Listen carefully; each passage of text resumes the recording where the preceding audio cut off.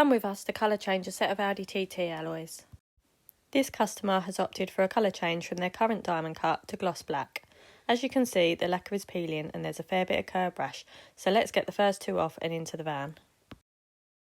First, we need to crack the wheel nuts with a breaker bar, and then we can use the impact wrench to remove them completely to allow us to take the wheels off.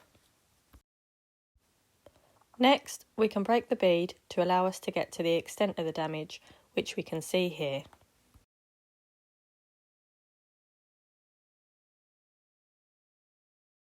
To remove the damage, we're going to start with our 150mm Merkur DA sander with 80 grit paper.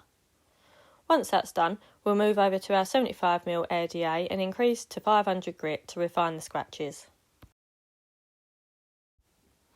Then we can repeat on the second alloy and clean them both up with some solvent panel wipe and a microfiber cloth. Now that the damage is out, we can move on to scotching the alloys. To key up the alloy, we use a Q1 double-sided soft finishing pad, making sure the entire face is scotched and ready for primer. Another quick clean with our panel wipe, and it's time now to bag and tape the alloys before we get them into the booth.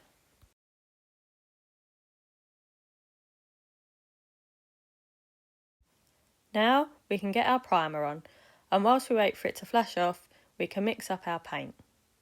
Today we're using Churchill's black base coat.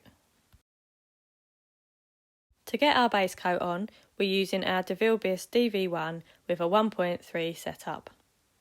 We apply 3 coats in total, the first being a 3/4 grip coat followed by a 5-minute flash, the second a full wet coat again followed by a 5-minute flash, and the third and final coat a drop coat to guarantee full coverage before applying heat to bake off the alloys.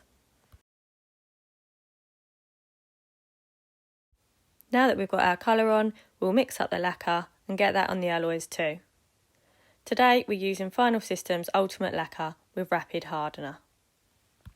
The spray gun that we're currently using for this is the refurbish DV1S with a 1.2 setup. We're applying 2 coats of lacquer, the first being a 3/4 grip coat and a second a full wet coat, allowing a 5-minute flash in between.